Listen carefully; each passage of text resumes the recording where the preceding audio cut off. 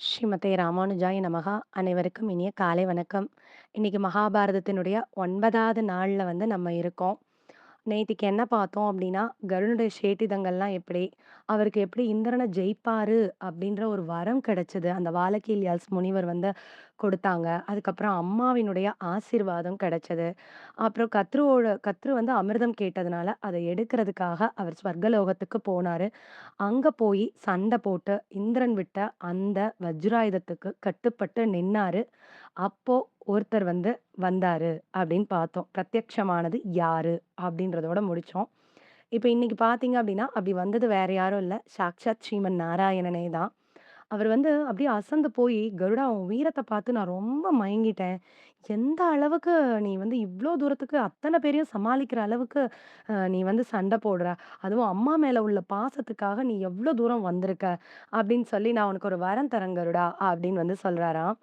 இங்கிட்டு எதிர் பக்கம் பார்த்தா, கருடன் அதுக்கு மேல மயங்கி போய், உருகி போய் நிக்கிறாராம் நாராயணன பார்த்து. "இப்படியும் ஒரு தெய்வமா? இப்படி ஒரு தேஜஸா? இவ்ளோ அழகான தாமரை கண்களா? தாமரைப்பூ போன்ற திருவடியா? இவ்ளோ ஒரு இனிமையானவரா?" அப்படின்னு சொல்லிட்டு என்ன சொல்றாராம், "நான் உங்களுக்கு ஒரு வரம் தரேன்" அப்படின்னு சொல்றாராம். உடனே பெருமாள் சொல்றாரு, "நீ எனக்கு வரம் தரியா?" அப்படின்னா, "ஆமா" அப்படின்னோனே, "சரி நான் தானே சொன்னேன். அதனால நீ ஒரு வரம் வாங்கிக்கோ" அப்படின்னு சொல்றாராம். அப்போ கருடன் கேட்கிறாராம், "நான் எப்பவுமே உங்க தலைக்கு மேல தான் இருக்கணும்" அப்படின்னு சொல்றாராம். உடனே சரின்னு பெருமாள் சொல்லிட்டாரு. இப்போ கருடன் கேட்கிறாரு, "நீங்க என்கிட்ட ஏதாவது ஒண்ணு கேளுங்க" அப்படின்னு கேட்கிறாராம். உடனே அதுக்கு பெருமாள் சொல்றாராம், "நீ எப்பவுமே என் காலுக்கு கீழ இருக்கணும்" அப்படின்னு சொன்னாராம். கருடனும் சரின்னு சொல்லிட்டாராம். அவங்க 2 பேரும் சரின்னு சொல்லிட்டாங்க. நமக்கு தான் குழம்பம். அது எப்படி ஒரே ஆளு மேலயும் இருக்க முடியும், கீழயும் இருக்க முடியும். பெருமாளுக்கு மேலயும் அவர் தான் இருக்கணும், கீழயும் அவர் தான் இருக்கணும்னா எப்படி இருக்க முடியும்? அப்படின்னு பார்த்தா, அதத்தான் என்ன சொல்றாங்க அப்படின்னா, எப்பயுமே பெருமாளுக்கு மேல தான் இருக்கணுன்ற அந்த வரத்தின்படி எப்பவுமே பகவானுக்கு கருடக் கொடி தான். கருடக் கொடியான்னு சொல்லி பெருமாள ரொம்ப சிறப்பிச்சு கூறுறதும் உண்டு. ஸோ பகவானுடைய கொடினா அது கருடன் தான். அதே மாரி அ 2வது வரம் என்ன? பகவான் காலுக்கு கீழ எப்பவுமே கருடன் இருக்கணும். அப்படின்றதுனால தான் பகவானுக்கு வாகனம் ஆயிட்டாரு கருடன் இப்படி ஒருத்தருக்கு ஒருத்தர் ரொம்ப பரஸ்பரத்த தெரிவிச்சுக்கிறாங்க. அப்போ என்னன்னா, பெருமாள் வரம் குடுத்துட்டு கிளம்பி போயிடுறாரு. இப்ப பிரச்சனை. ஏன்னா இவரு அமிர்தத்த எடுக்கணும் இல்லையா? ஸோ அப்போ என்ன அதோட இன்னொன்னு என்னன்னு கேட்டீங்கன்னா, இந்த சண்ட போடத்திலேயே கருட ரெக்கைகள்லாம் பார்த்தீங்கன்னா, இவங்க அடிச்சு துவம்சம் பண்ணியிருப்பாங்க. ஏன்னா, ஒவ்வொரு வாயு பகவான், அக்னி பகவான் இருக்காங்க இல்லையா? அவங்களோட சக்திகள் எல்லாம் பிரயோஜனப்படுத்துறதுனால, இவருக்கு கொஞ்சம் அடிபட்டுருக்கும். அது எல்லாமே பெருமாள் சரி பண்ணி, அவரோட உடம்ப அப்படியே தங்கம் போல ஜொலிக்கிற மாரி வச்சுருவாரு. அதனால தான் அவருக்கு சுபர்ணன் அப்படின்ற பேர் அந்த இடத்துல தான் கருடனுக்கு கிடைக்கும். அப்போ இப்ப இந்திரன் இப்ப பெருமாளே ஆசீர்வாதம் பண்ணிட்டதுனால, அதோட இவரும் வஜ்ராயுதத்துக்கு கட்டுப்பட்டு நின்னனால, இந்திரனோட கோபமும் தணிஞ்சு, "சரி நான் உன்ன ஒண்ணும் பண்ணல. நீ இந்த மாரி அமிர்தத்த" நிதானமா சொல்றாரு. "இந்த மாரி நீ அமிர்தத்தலாம் எடுத்துட்டு போக்கூடாது. ஏன்னா பூமியில இருக்கிறவங்க அத தவறான வழியில பயன்படுத்தக்கூடும். அது பலருக்கு ஆபத்த ஏற்படுத்தக்கூடும். அதனால நீ எடுத்துட்டு போக்கூடாதுப்பா" அப்படின்னு சொல்றாரு. உடனே அத கருடன் சொல்றாரு, "ஆமா நீங்க சொல்றது கரெக்ட் தான். ஏன்னா பூமியில இருக்கிறப்போ, வேற யாராவது தவறானவங்க கைக்கு போயிடுச்சு அப்படின்னா, அது மற்றவங்களுக்கு ஆபத்த விளைவிக்கும். ஆனா என் தாய இதுலருந்து நான் விடுவிச்சாகணுமே! நான் என் தாய்க்கு சத்தியம் பண்ணி குடுத்துட்டு வந்திருக்கேன். உன்னோட அடிமைத்தனத்த நான் விடுவிக்கிறேன்னு. அதனால நீங்க எனக்கு எப்படியாவது சகாயம் பண்ணி குடுங்க" அப்படின்னோனே, என்ன பண்ணலான்னு 2 பேரும் யோசிக்கிறாங்க. அப்ப இந்திரன் ஒரு ஐடியா சொல்றாரு. "சரி ஓகே. நீ இவ்ளோ தூரம் வந்திருக்க. அ நீ கேட்டிருக்க. நாராயணனும் உனக்கு அனுகிரகம் எல்லாம் பண்ணியிருக்கிறாரு. ஸோ, அதனால நீ இந்த அமிர்த கலசத்த எடுத்துட்டு போறதுக்கு நான் சரின்னு சொல்றேன். ஆனா, நீ என்ன பண்ணணும் அப்டின்னா, இந்த கலசத்த எடுத்து கொண்டு போயி தரையில ஒரு இடத்துல வச்சுட்டு, நீ திரும்பி பார்க்காம போயிடணும் அப்படின்னு சொல்றாரு. அப்போ, சரி அதுக்கு நீ சம்மதிக்கிறியா? அப்படின்னு கேட்கிறாரு. சம்மதம் தான் அப்படின்னு சொல்லிட்டு கருடன் சொல்றாரு, ஆமாமா இது நல்ல பிளானு. நான் கொண்டு போய் கீழ வச்சுடுறேன். ஆனா, அந்த பாம்புகள் எடுக்கிறதுக்கு முன்னாடி நீங்க இத கவர்ந்துட்டு எடுத்துட்டு போயிருங்க. வச்ச உடனே நான் என் அம்மா கிட்ட போயி, பெ அ கத்ரு கிட்ட போய், அதாவது பாம்புகளோட அம்மா கிட்ட போயி, நான் என் அம்மாவ விடுதல பண்ணிடுறேன். நீங்க அதுக்குள்ள இந்த அமிர்தத்த எடுத்துட்டு போயிருங்க. அப்படின்னு சொல்லி இந்திரனும், கருடனும் சேர்ந்து ஒரு பெரிய பிளான் போட்டுட்டு என்ன பண்றாங்க, கருடன் அந்த அமிர்தத்த அப்படியே எடுத்துக்கிட்டு, அப்படியே வானத்துல இருந்து அப்படியே பறந்து கீழ வராரு. வந்தா, ஆ அங்க பாம்புகள் எல்லாம் ஈகரா இருக்கு. ஏன்னா கத்ரு சொல்லியாச்சு. இந்த மாரி அமிர்தம் வரப்போது. நீங்க எல்லாரும் உங்களுக்கெல்லாம் லைஃப் டைம் எக்ஸ்டெண்ட் ஆகப்போது. இப்போ இந்த இடத்துல அமிர்தத்த பத்தி ஒரு சின்ன டீட்டெயில் சொல்லணும். ஏன்னா நம்ம சின்ன வயசுல கேள்விப்பட்டது என்னன்னா, இந்த அமிர்தத்த சாப்பிட்டா நமக்கு மரணமே ஏற்படாது அப்படின்னு மாரி கேள்விப்பட்டுருக்கோம். ஆனா உண்ம வந்து அது கிடையாதுன்றாங்க.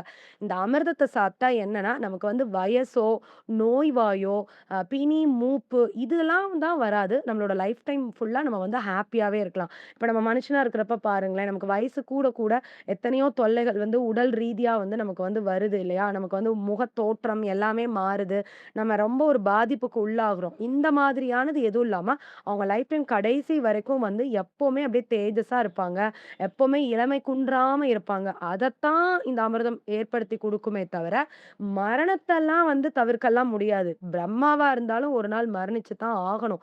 அத வந்து குடுக்காது. இப்ப இந்த கர்த்தர் வந்து சாபம் போட்டது கூட்டத்தோட அழிவீங்க அப்படின்னு சொல்லி, அப்ப இன்னும் கொஞ்சம் லைஃப் டைம் வந்து எக்ஸ்டெண்ட் ஆகும். பாம்புகள்லாம் ரொம்ப ஆரோக்கியமா நல்லா இருக்கலாமே அப்படின்றதுக்காக தானே தவிர, மரணமே இருக்காம போகும் அப்படின்றதெல்லாம் கிடையாது. இது அமிர்தத்த பத்தின இது வந்து ஒரு டீட்டெயில். அப்போ இப்ப கருடன் வந்து என்ன பண்றாரு அப்படின்னா, அமிர்தத்த தூக்கிட்டு வந்து என்ன செய்றாராம், ஒரு அ தர்ப்ப புல்லு நெறஞ்ச ஒரு இடத்துல என்ன செய்றாரு, அந்த இடத்துல கொண்டு போய் இந்த அமிர்த கலசத்த வைக்கிறாரு. அப்போ பாம்புகள்லாம் வேகமா ஓடி வருது. அந்த அமிர்தத்த குடிச்சா நம்மளுக்கு வந்து நல்லா நம்ம ஆரோக்கியமா இருக்கலாம். நம்ம லைஃப் டைம் ஃபுல்லா நம்ம சந்தோஷமா இருக்கலாம் அப்படின்னு சொல்லிட்டு ஓடி வருதாம். உடனே இந்த கருடன் வந்து என்ன செய்றாராம், இந்த இடத்துல ஒரு ட்ரிக் ப்ளே பண்றாரு. என்ன அப்படின்னா, "நீங்கலாம் போய் குளிச்சுட்டு வாங்க. சுத்தமா இருந்து இத சாப்பிட்டா தான் வந்து நல்லது" அப்படின்னு சொல்லுதாம். சரி ஓகே, அண்ணா சொல்றானே அப்படின்னு சொல்லிட்டு, அண்ணா இல்ல தம்பி. கருடன் தான் வந்து தம்பி. பாம்புகள் தான் மொத பிறந்துரும். ஸோ, அப்போ சரின்னு சொல்லிட்டு இந்த பாம்புகள் எல்லாம் குளிக்க போயிடுச்சு. அந்த கேப்ல இவரு என்ன பண்றாரு அப்டின்னா, அந்த அமிர்த கலசத்த அந்த தர்பையில வச்சுட்டு நேரா கத்துரு கிட்ட போறாரு. பாரு தூரத்துலருந்து காட்டுறாரு. "அங்க பாரு நான் அமிர்தத்த எடுத்துட்டு வந்துட்டேன். உன் குழந்தைங்க கையிலயும் நான் குடுத்துட்டேன் அத வந்துட்டு. உன் குழந்தைங்கலாம் குளிச்சுட்டு வந்து அத குடிச்சுருவாங்க. அதனால நீ இப்போ நான் சொன்னபடி நீ சொன்னபடிக்கு நான் வந்து கொண்டு வந்து குடுத்துட்டேன். என் அம்மாவ இதுலருந்து ரிலீஸ் பண்ணி விட்டுறணும்." அப்படின்னு சொன்னோனே, கத்துருவும் சந்தோஷத்துல, "ஓகே இன்னைலருந்து உன் அம்மாவும் நீயும் எனக்கு அடிமையே கிடையாது. நீங்கலாம் போயிடலாம்." அப்படின்னு வந்து சொல்லிடுச்சு. சரின்னு சொல்லிட்டு இந்த கத்துரும் குழந்தைகளும் அந்த அமிர்த கலசத்துக்கு பக்கத்துல போத்துல என்ன ஆகுது அப்படின்னு பார்த்தா, அதுக்குள்ள இந்திரன் வந்துடுறாரு. அழகா அந்த அமிர்த கலசத்த மேல தூக்கிட்டு அப்படியே பறந்து போயிடுறாரு. அப்படி அவர் பறந்து போறப்ப என்ன ஆகுதாம், அது கொஞ்சம் அந்த பாத்திரம் ஷேக் ஆனதுல ஒரு துளி வந்து கீழ வந்து விழுந்துருதாம். அப்போ இந்த பாம்புகள்லாம் என்ன செய்யுதாம், அந்த கீழ விழுந்த அமிர்த துளிய போய் நக்குறதுக்காக போயிட்டு, அத நாக்கால அப்படியே தீண்டுது அந்த அமிர்தத்த எல்லா பாம்புகளும். அது வந்து ஒரு புல் மேல தான் இருந்தது இல்லையா? அந்த புல் வந்து தர்பம் வந்து எப்படின்னா, அது கத்தி மாரி இருக்குமாம். பயங்கர ஷார்ப்பா இருக்குமாம். அதனால தான் இந்த பாம்புகளோட நாக்கு வந்து அப்படியே கிழிப்பட்டுருச்சாம். அதனால தான் இன்னைக்கு வரைக்கும் பாம்புகளோட நாக்கு வந்து ரெட்ட நாக்கா வி மாரி இருக்குது இல்லையா? அதுக்கு காரணம் வந்து அதுன்னு தான் சொல்றாங்க. ஏதோ அந்த ஒரு துளி அமிர்தத்த சாப்பிட்டனால தான் இந்த பாம்புகளுடைய வால் கட் ஆனாலோ, இல்ல தோல் உரிஞ்சாலோ, திருப்பி அந்த உறுப்புகள் வந்து அதுக்கு வந்து டெவலப் ஆயிடுது. அப்படின்னு வந்து சொல்றாங்க. அந்த அமிர்தத்த லைட்டாவாது அது வந்து லைட்டா டேஸ்ட் பண்ணுனதுனால, இந்த ஒரு இது வந்து அந்த பாம்புகளுக்கு வந்து கிடைச்சது அப்படின்னு சொல்றாங்க. இப்போ வந்து என்ன ஆச்சு அப்படின்னா, அமிர்தம் இல்லாம போயிடுச்சு. இந்திரன் வந்து எடுத்துட்டு போயிட்டாரு. அப்ப இந்த பாம்புகளுக்கு என்ன செய்றதுன்னே தெரியல. அப்ப அப்படி கோபமா வருது. உடனே அந்த குட்டி பாம்புகள்லாம் சமாதானம் சொல்லுச்சாம். "இல்ல, இல்ல அன்னைக்கு நம்ம அம்மா வந்து ஆ நம்ம சித்திய வந்து சீட் பண்ணி தான நம்ம தான தப்பு செஞ்சோம். அத பண்ணி தான அவங்கள வந்து இத்தன நாள் அவங்க அடிமையாவே இருக்க தேவையில்ல. அவங்க தான் நேர்மையா இருந்தாங்க. அவங்க சொன்னது தான் கரெக்ட்டா இருந்துச்சு. அது வெள்ள வாள் தான். ஆனா நம்மளால தானே இந்த மாரி நம்ம தவறு செஞ்சதுக்கு தான் இன்னைக்கு இந்த தண்டனை வந்து நமக்கு கிடைச்சிருக்கு. பரவால்ல இருக்கட்டும். கருடன இனிமேல் நம்ம ஒண்ணும் செய்யக்கூடாது. விட்டுடலாம் அப்படின்னு சொல்லி பாம்புகளும் என்ன ஆயிடுச்சா, சமாதானம் ஆயிடுச்சாம். நம்ம ஏமாத்துனோம். நம்ம ஏமாந்து போயிட்டோம். இதுல என்ன நம்ம ரிவெஞ்ச் எடுக்கிறதுக்கு திருப்பி அப்படின்னு சொல்லிட்டு, அ என்ன ஆச்சு கருடன் வந்து அவங்க அம்மாவோட தலையும் ரிலீஸ் பண்ணிட்டாரு. அடிமை தலையும். இப்ப சந்தோஷமா வந்து இருக்காங்க. இப்ப கருடன் கதை பார்த்தீங்க அப்டின்னா, இதோட வந்து முடிஞ்சிருச்சு. இந்த கருடனோட கதைய வந்து யாரெல்லாம் கேட்குறாங்களோ, அவங்க எல்லாத்துக்குமே வந்து ஏதாவது அவங்களுக்கு சர்ப்பதோஷமோ, பாம்புகளால ஏதாவது ஆபத்து ஏற்படுற மாரி இருந்தா, அது எல்லாமே வந்து நீங்கிடும் அப்டின்னு வியாசர் வந்து இந்த கருடன் கதை இத வந்து கருட உபாக்கியானம் அப்டின்னு வந்து சொல்றாங்க. இத கேட்டவங்க எல்லாத்துக்குமே வந்து இந்த பலன் வந்து கிடைக்கும் அப்படின்னு வந்து சொல்றாங்க. இப்போ இதுலருந்து நம்ம இது வந்து சைடு கதைங்க. இது வந்து சைடு கதை. கருடன் கதைன்றது வந்து. இப்ப நம்ம பழையபடிக்கு நம்மளோட மெயின் கதை எங்க இருக்குன்னு பார்த்தீங்கன்னா, ஜனமேஜயன்ற நா ரா யாகம் நடத்தினாரு இல்லையா? அது பாதியிலேயே நின்னு போச்சு. அத நிப்பாட்டுறதுக்கு காரணமா இருந்தவர் ஆஸ்திகர்ன்னு நம்ம பார்த்தோம். ஆஸ்திகர் தான் வந்து இந்த பாம்புகள காப்பாத்துனாரு. இப்போ இந்த கருடன் கதையிலருந்து, பாம்பு கதையிலருந்து நம்ம என்ன கத்துக்கிட்டோம் அப்டின்னா, பாம்புகளுக்கு வந்து சாபம் இருக்குது. அதனால இது வருது. அப்போ இந்த ஆஸ்திகர் புடிச்சு நிப்பாட்னாருன்னு சொல்றோம். அப்ப இந்த ஆஸ்திகர் எதுக்காக வந்தாருன்றத நம்ம தெரிஞ்சுக்கணும். இப்ப இது பாம்புகளுக்கு சாபம் வந்தது தெரிஞ்சிருச்சு.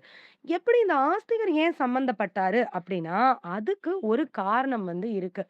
அந்த காரணத்த பாக்க போறதுக்கு முன்னாடி, இதுல ஒரு 2 டவுட் வந்து இருக்குது. அத கிளியர் பண்ணிடலாம். இந்த டவுட்டுன்னு நான் கேட்கிறதெல்லாம் பார்த்தீங்கன்னா, என் குழந்தைங்க கேட்கிற டவுட் தான். நம்ம இந்த கதைய சொல்லத்திலேயே பார்த்தீங்கன்னா, "அது எப்படி அப்படியா? இது எப்படி இப்படியா?" அப்படின்னு வந்து கேட்கறாங்க இந்த ஜெனரேஷன் வந்து. ஸோ, அதனால அதுக்குரியத நம்ம ஜஸ்டிஃபை பண்ணா தான் அவங்க வந்து கதைய வந்து நம்புவாங்க. அதுக்காக தான் 2 டவுட். ஃபர்ஸ்ட்டு டவுட் என்ன அப்படின்னு பார்த்தா, கருடன் வந்து பகவானுடைய வாகனமாச்சே! அவர் வந்து இப்பிடி பாம்புகளு, இந்த மாரி யானை, இந்த மாரி மாம்சத்தலாம் சாப்பிடுவாங்களா? பவித்திரமானவங்க மாம்சத்தலாம் போய் சாப்பிடலாமா? அவங்க வந்து பகவானுக்குரியவங்களா இருந்தா, அவங்க வந்து பியூரா தானே இருக்கணும். சாத்வீக உணவுகள தானே சாப்பிடணும். எதுக்கு அது இன்னைக்கும் ஸ்டில் நவ் கருட பறவை வந்து மீனெல்லாம் சாப்பிடுதுன்றத நம்ம கேள்விப்படுறோம். ஸோ, அப்ப இதுக்கு என்ன காரணம்? அப்பிடின்றது முதல் கேள்வி. 2வது கேள்வி என்னன்னா, கருடன் வந்து அமிர்த கலசத்த எடுக்க தானே போனாரு. அப்ப தானே பெருமாள் வந்து வரமே குடுக்குறாரு. நீ வந்து என்ன வாகனமா எடுத்துக்கணும்னு. அப்போ இதுக்கு அப்ப பகவான் எதுல வந்தாரு? அவர் அப்படியே வந்துட்டாரா? பறந்து வந்துட்டாரா? இல்ல கருடன் இல்லாம வேற எதுவும் வாகனமா இருந்துச்சா? இப்ப தானே வாகனம்னே வந்து அவருக்கு இது கிடைக்குது. அப்படின்னு பார்த்தீங்கன்னு வைங்களேன், என்ன சொல்றாங்க அப்படின்னா, இதுக்கு தான் நம்ம ப்ரீ கோர்ஸ்ல நம்ம பண்ணோம். பகவான் வந்து 5 நிலைகள்ல வந்து உறையிறாரு அப்படின்னு நம்ம பார்த்தோம். ஸ்ரீ வைகுண்டத்துல இருப்பாரு, திருப்பாற்கடல்ல இருப்பாரு, ராமனா, கண்ணனா அவதாரம் பண்ணுவாரு, ஒவ்வொரு ஜீவாத்மாக்குள்ளயும் உறைவாரு, அதே மாரி கோவில்கள்ல விக்கிரகமாவும் இருப்பாரு. இந்த 5 நிலைகள்ல பகவான் இருக்காருன்னு பார்த்தோம் இல்லைங்களா? இதே மாதிரி பகவானுக்கு சேவை செய்யக்கூடிய எல்லாருமே இந்த 5 நிலைகள்லயுமே வருவாங்களாமா. கோவிலுக்கு போனா அர்ச்ச ரூபத்துல இருக்காரா? அர்ச்சனா விக்கிரக ரூபத்துல கருடன் இருக்காரா? இருக்காரு. அப்போ அதுக்கு அடுத்து அங்க ஸ்ரீவைகுண்டத்துல இருக்காரா? இருக்காரு. திருப்பாற்கடல்ல இருக்காரா? இருக்காரு. அப்புறம் அவதாரங்களா வர்றப்ப பிறக்குறாரான்னா, ஆமா. கருடனோட அம்சமா தானே வந்துட்டு பெரியாழ்வார் வந்து கருடனோட அம்சமா தான் வந்து பிறக்குறாரு. இந்த மாரி கருடனோட அம்சத்துல பிறந்தவங்க நெறைய பேர் வந்து இருக்காங்க. மகாபாரதத்துல இந்த யுத்தத்துல வந்து குதிரையா இருந்ததே வந்து பெரியாழ்வார் தான் அப்படின்னு சொல்லுவாங்க. அவர் தான் வந்து கருடனாவும் இருந்தாரு அப்படின்னு வந்து சொல்றாங்க. ஸோ இந்த மாரி ஒருத்தரோட அம்சத்துல வந்து பிறப்பாங்க. அவதாரமாவே வந்து பிறக்குறாங்க. ஸோ பெருமாள் எப்படி எல்லாத்துலயும் இருக்காரோ, அதே மாதிரி இவங்களும் வந்து இருப்பாங்க. அப்படின்றதுனால, இப்ப வந்து இந்த அவதாரமா எடுத்து வர்றப்போ, அந்த பறவைக்கே உரிய குணம் என்னவோ, அந்த குணம் தான் அந்த பறவைக்கு வந்து இருக்கும். அதனால அவரு பறவையா இருந்து இந்த பூலோகத்துல இருக்கத்துல, அவர் மாம்சத்த சாப்பிடுவாரு அப்படின்னும் சொல்றாங்க. இது அதுக்கு ஒரு காரணம். அதுக்கப்புறம் இப்ப இந்த கருடன் வந்து போயி வரம் வாங்குனாரு அப்டின்னா, இவர் அவதாரமா எடுத்திருக்காரு. இங்க அவதாரமா இருப்பாரு.